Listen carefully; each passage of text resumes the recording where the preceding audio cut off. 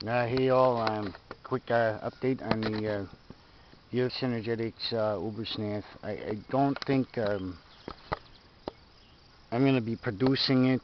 There's a hold up with it. I got to wait till I can see if there's going to be some blade manufacturers that will adopt a different standard with the tang. This is how I have my tang mount. And the reason for this is that, well, right now I'm going with the Austrian blades are obviously the superior. The Austrian-made blades are superior, but they're Iranian-style blade. And there's probably some others that are really light for the length is what I'm going for. I got this one from Scytheworks. It's an Austrian-made Iranian-style blade, longer, thinner style. But what I did here was, and this is part of the balance, okay, is that the tang, I reduced the length of the tang and drilled a hole in it. Now the blade steel is quite hard, and I don't know if I could just tack on a service charge, but I cannot leave. There's too much liability with having somebody do this modification to their own tang, being that it is very hard steel and likely use of power tools and stuff like that. But the idea being that the tang itself is lighter, and then therefore the mount itself is lighter. The nice thing about this mount that I designed, now that you can see the back of it here. There's I did basically like a honeycomb pattern, 1/4 inch, and this is a 1/4 28 bolt that goes through the center hole, and the ring of holes actually acts to form these webs, so I could heat that up and give it a schwap and knock that pivot point into the center of the box steel, or to where the tang is in the center of the box steel. Now, this was just a quick knock this out, and you know, my drill press has seen better days. The table tilt is out, and that's not something I can adjust. And my drill bit was walking off the punch holes, so all my set screws everything looks kind of goofy here, but you can see basically there's a pivot bolt.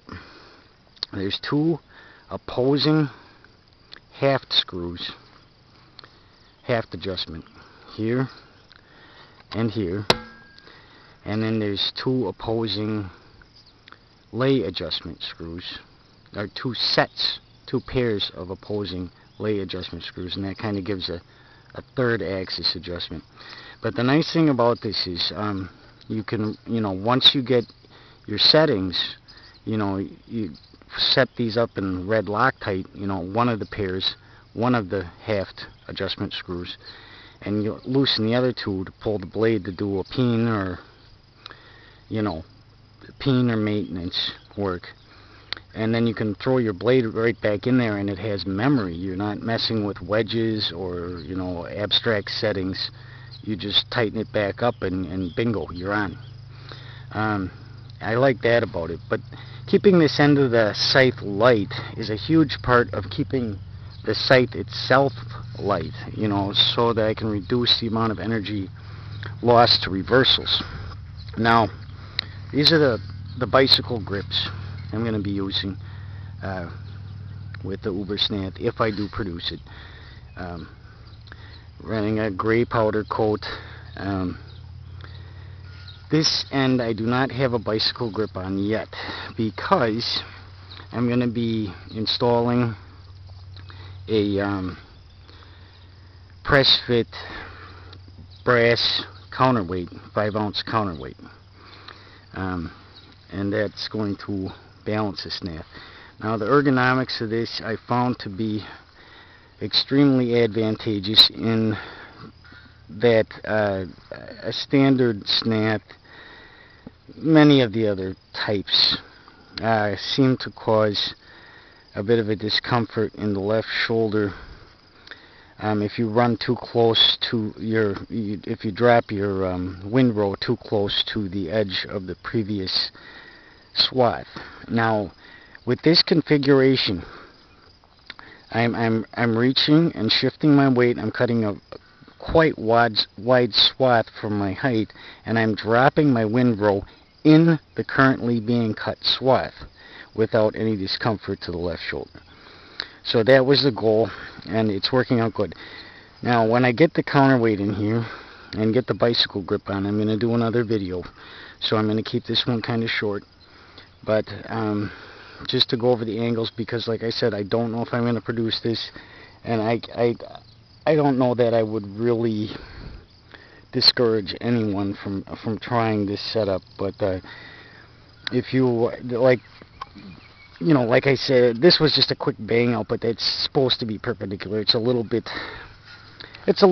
forward of perpendicular, but it's like if you look straight down on it, okay, like there's the blade, and you look straight down on it, it's 45 degrees. I gotta look straight down on the riser. It's 45 degrees to the main member. That's the tubing notch, right? Now the handle then in that plane that it's turned 45 is also 45 to the member, the vertical riser member, or 22.5 mitered, which is 45. Same here on the rear handle.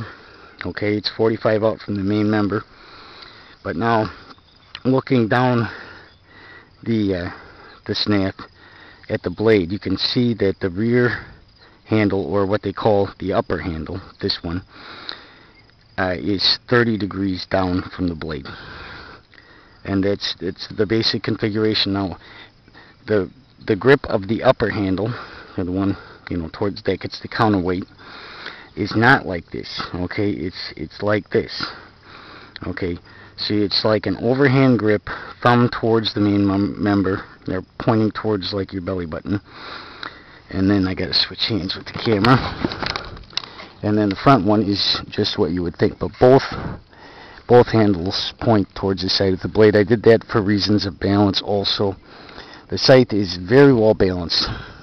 The entire unit with the counterweight is going to come out at about 3 pounds, which is excellent. The chromoly, the 035 wall chromoly, has, you know, it's a very high temper type of steel. If you look up chromoly, it has a bit of a spring to it, kind of, and it's not you know, a huge amount. I mean, you can barely notice it, but you know, there is some. It's got some spring and snap to it, kind of like wood. You know, it's got. But I like the design. The 7/8 works out good with the bicycle grips. You know, it's just boom, boom. You put the bicycle grips on, weld it up, and but like I said, the mount was key for me in being that I wanted to have something that had some setting memory, and I also wanted to get the end of the scythe very light. Now this is you know, more standard style mild steel. This the mount, okay, but it's thicker. Okay, it's not 035 wall. It's 020 0.1012 wall, or nearly 1/8 of an inch, and that I can use the you know, tap for the set screws. And then there's a small ring here that gets welded of the 020, and then that gets welded into the chromoly. But this is the style I'm going for. If I do produce it, I'll produce it in different sizes to fit different people. And but we'll see.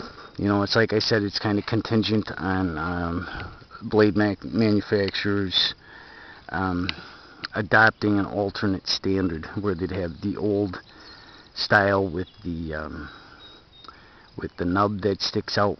What do they call it? The knob, I think they call it. And this style with the drilled short tang, a drilled short tang. Anyhow, that's all on the UberSnath for now. Take care all. Bye.